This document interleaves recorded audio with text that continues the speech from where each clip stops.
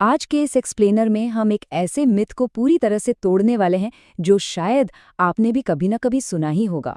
अक्सर कहा जाता है ना कि बहुत पैसा बनाने के लिए शुरुआत से ही एक बहुत बड़ी सैलरी होनी चाहिए।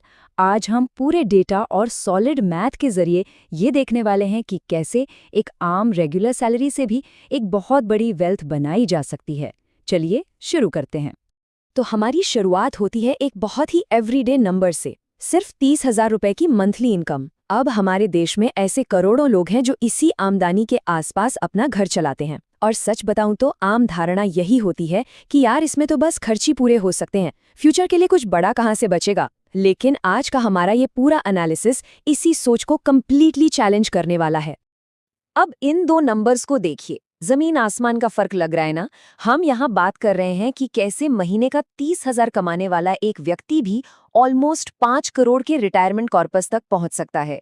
सुनने में किसी मैजिक जैसा लग रहा होगा, बिल्कुल, पर यकीन मानिए ये कोई जादू नहीं है, ये प्योर मैथ्स, धैर्य और एक सही फाइनेंशियल प्लानिंग का रिजल्ट है।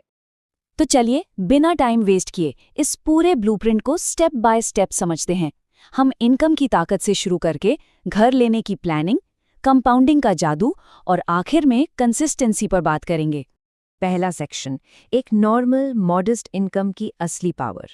मिलिए अरिंदम से, 33 साल के एक मेडिकल टेक्नोलॉजिस्ट। ये अपनी फैमिली में अकेले कमाने वाले हैं। इनके ऊपर अपनी माँ, पत्नी और एक छोटी बेटी की पूरी जिम्मेदारी है। और ये सब मैनेज हो रहा है सिर्फ 30,000 रुपये महीने की आमदनी में, बिना किसी हैवी बैंक बैलेंस या फैमिली बैकअप के। आप समझ सकते हैं कि एक ऐसी सिचुएशन है जिससे हम में से बहुत से लोग रिलेट कर सकते हैं। अब देखते हैं दूसरा सेक्शन, अरिंदन का बजट एक्चुअली दिखता कैसा है। यहाँ हम पूरी ट्रांसपेरेंसी के साथ नंबर्स देख रहे हैं। 7,000 रेंट, 12,000 ग्रोसरीज और डेली खर्च और 7,500 बाकी बिल्स में चला जाता है। अब बचा कितना? सिर्फ 3,500 रुपए। लोग सोचते हैं कि इतने कम मार्जिन में इन्वेस्टमेंट के बारे में कौन सोचता है, लेकिन असल गेम यहीं से बदलता है। हर महीने ये 3,500 रुपए स्ट्रिक्ट डिसिप्लिन के साथ इन्वेस्ट किए जाते हैं। बजट टाइट जरूर है, पर फ्यूचर का रास्ता यहीं से तय होता है। तीसरा सेक्शन, घर की प्लानिंग, क्योंकि एक अपना घर होना सबका सपना होता है। तो टारगेट है 25 लाख रुपए का एक नया घर। अब सबसे इंस्पायरिंग बात यहाँ ये है कि इस टाइट इनकम के बावजूद 2 लाख रुपए का डाउन पेमेंट पहले ही दिया जा चुका है। और उससे भी बड़ी बात, स्पेसिफिकली इस घर के लिए 10 लाख रुपए लिक्विड फंड्स में बचा कर रखे गए हैं। यानी अब आगे के लिए लोन का बर्डन बहुत ही मैनेज करने लायक बचा है, सिर्फ 13 लाख रुपए। ये साफ दिखाता है कि अगर आप गोल बनाकर बचत करें तो बड़ी से बड़ी रुकावट भी छोटी लगने लगती है। अब इस बचे हुए लोन को जल्दी कैसे खत्म करें, यहाँ हम एक बहुत ही जबरदस्त एक्शन प्लान यूज कर रहे हैं। Simple 3 steps. 20 साल का लोन लीजिए, हर साल सिर्फ एक एक्स्ट्रा ईएमआई पे कीजिए और हर साल अपनी रेगुलर ईएमआई का अमाउंट 10% बढ़ाते रहिए।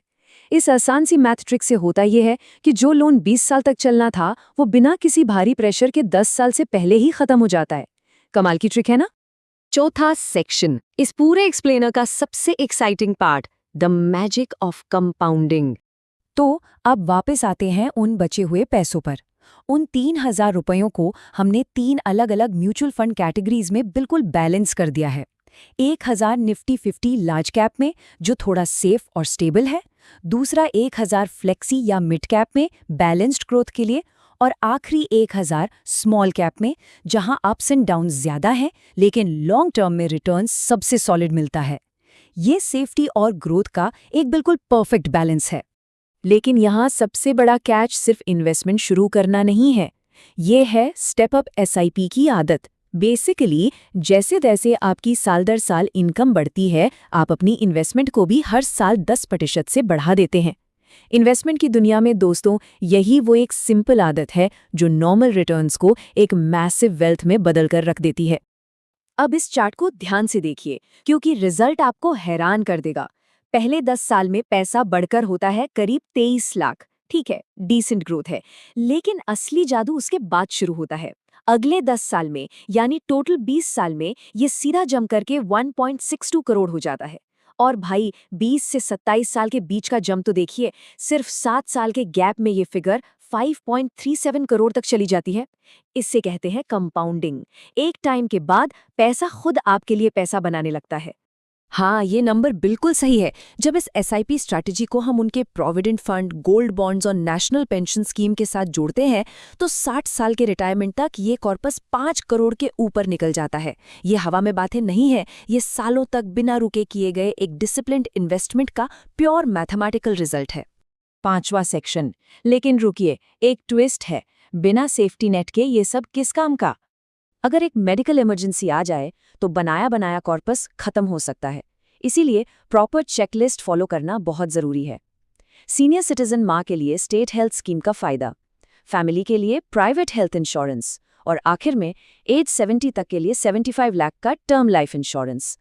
ये सेफ्टी नेट इंश्योर्स करता है कि चाहे जो हो जाए, कंपाउंडिंग का जादू बिना किसी ब्रेक के चलता रहेगा। आखिरी सेक्शन और शायद सबसे बड़ा लेसन, कंसिस्टेंसी इज की। ये कोट ध्यान से पढ़िए, ये इस पूरे एनालिसिस की जान है। पैसों के मामले में सबसे मुश्किल बात यही समझना है कि आप अमीर बन सकते हैं, लेकिन बहुत धीरे धीरे। असली फाइनेंशियल जीत किसी रातों रात मिलने वाले शॉर्टकट से या बहुत भारी सैलरी से नहीं, बल्कि पेशेंस से आती है। छोटे लेकिन लगातार लिए गए स्टेप्स ही टाइम के साथ मैसिव रिटर्न्स देते हैं। तो इस सब के बाद आपसे मेरा एक सवाल है, अपना फ्यूचर ट्रांसफॉर्म करने के लिए आज आप कौन सा एक छोटा डिसिप्लिन्ड फाइनेंशियल स्टेप ले सकते हैं? सोचिए इस बारे में, क्योंकि अगर इस पूरे स्ट्रैटेजी का सिर्फ एक छोटा सा हिस्सा भी आपने अपनी लाइफ में उतार लिया, तो लॉन्ग टर्म में आपकी वेल्थ सोच से भी ज्यादा बढ़ सकती है। मिलते हैं अगले एक्सप्लेनर में।